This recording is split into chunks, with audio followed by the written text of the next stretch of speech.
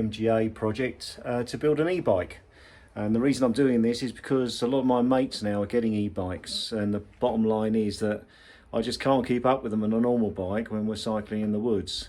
So I thought, well, I don't really want to spend the thousands of pounds that they seem to be spending, so I thought it might be quite fun if I buy a kit, an e-bike kit, and build one for about 10 to 15% of the cost.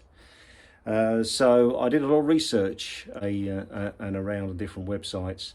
I'm always a bit concerned that maybe those bits don't work together, but Andy sells this, as I say, as a kit. So I've taken that option to buy from him. It came imported from China. Took about 10 days to get here, and now I'm ready to get started. So this is the bike I'm going to use. This is my son Jacob's Voodoo Hoodoo. It's a reasonable mountain bike. I said to him, do you mind if I build an e-bike out of your bike? And he said, yeah, cool, Dad, go for it. So there you go. It's got disc brakes. It's got a decent set of forks on them with lockouts. So it's a reasonable start bike. The most important thing as well, it's got dropouts on the axles, which you need for hub kits. So just be aware of that. If you've got a nice bike that's got through axles, then you can't use those. So that's the base bike, and now it's time to get on with it. Okay, so everything's out of the box now. Right, hub. It's not as heavy as I thought it was going to be actually. So, but it comes well packaged, so that's good. Looks like it's in travelled in. It's in good condition.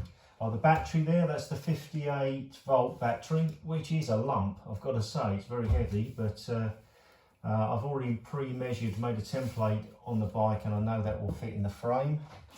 Battery charger. There's a bag for the controller. This is the controller, and it looks like in the package they pre-connected some of the cables, which means you don't make mistakes when you reconnect it up. So I'll have to handle that with care. What else can I say? I can see the Hall effect there for it goes on the crank, so it can work out for pedal assist. There's a really neat looking display, couple of grips, and torque arm, which is really important to stop the wheel getting ripped out of the frame. So all the bits are there, it looks like. So I want to get outside now and start to work out. I'm going to get this, and a handy conversion kit manual, which is always a useful thing, with some other bits and pieces and cables and ties on the back. So I'm going to get outside now and get those on the bike. Very exciting. First job is to remove the tyre and the disc from the original bike, and put those onto the new rims that I bought as part of the kit. I went for a slightly upgraded rim that's stronger and slightly wider than the standard one you can get, and also I went for a 9-speed cassette, which actually I wasn't expecting to get the cassette with the kit, but it's there, as Jacob's bike already has a 9-speed on the back. I didn't want to have any gear selection issues, so I went for that option. Okay, wheels on. It was a little more difficult than I expected, because I've got the 9-speed cassette. The actual width here of the dropouts is wider than I originally thought and saw in the spec. So I think it's 135mm for a 7-speed. Which this is, but with a 9-speed in, it comes out about 140, 145. So this being an aluminium frame, I've had to pull these apart to get the wheel in. So this is not going to be, change the tyre on the track kind of deal here, because now this is on and it's torqued up, and I've put the torque arm on there as well, so you can see I've attached that, so that this doesn't torque itself with a massive amount of torque of this motor. It doesn't pull itself out of the frame, which I know it can be an issue on an e-bike with quite a powerful motor. So that's none of this, so I'm going to be able to undo realistically when I'm out and about. So what I'm going to do, what I've done in fact, I've put a tyre liner in here, and I'm going to fill this full of sludge, the tube. So if I get a puncture when I'm out, hopefully that will seal itself up and I'll go to get myself back. So I think that's the solution for that one. Anyway, that's done now. So next job is to put the battery in. So this is the battery holder, and it goes in here where the water bottle used to be. So I'm just going to align that up now, fix that on, make sure the battery fits. Next job. Now the battery's on. That was an easy job. Just making sure I had clearance at the back and at the top so I can, it's heavy, lift it off. What I should have said is I'm putting thread lock on all of the bolts, particularly on anything to do with the back axle. Now I'm moving on to the speed controller throttle. So that's the throttle. There's quite a lot going on up here with gears. There's a front lockout that I've got, front fork lockout. So I'm just going to move all this around and just work out where I can fit this thing. Right, speed controller is now throttle. Is now, oh, that's not it. That's throttle is now on. It's quite crowded around here. I've moved the lockout for the front forks onto this side to give myself a little bit of space.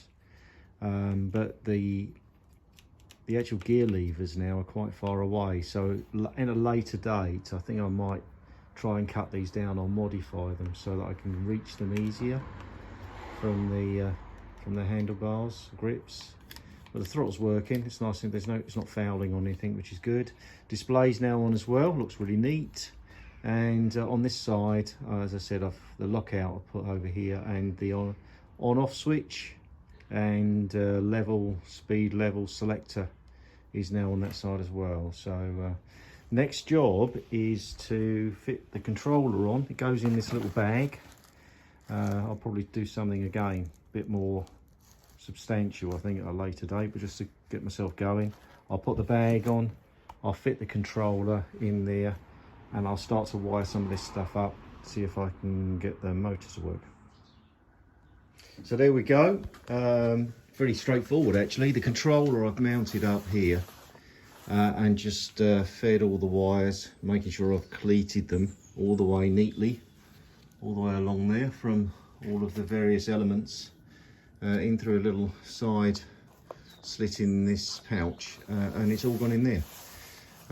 Yeah, it didn't take me too long at all to do that part. So now we are ready to go for a ride. So we'll see what happens. I'll switch the battery on, which is there, and press the on button there. Screens come up. There's my levels, and it's just a question of jumping on and pressing the throttle, and I'm away. Okay, well, we'll start off in one. If I just push away, start pedaling, and then whoa, wow, bloody hell. And that's just one. Oh my word, this is so cool.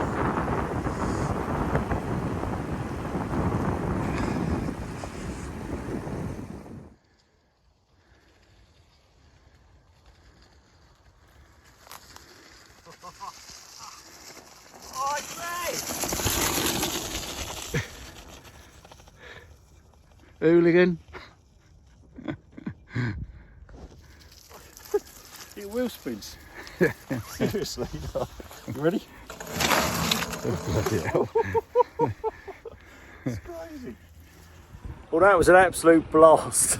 I've got to say, I don't know what to say, you know, for so much fun, for such a relatively small amount of money, I'd highly recommend building your own bike. Fantastic.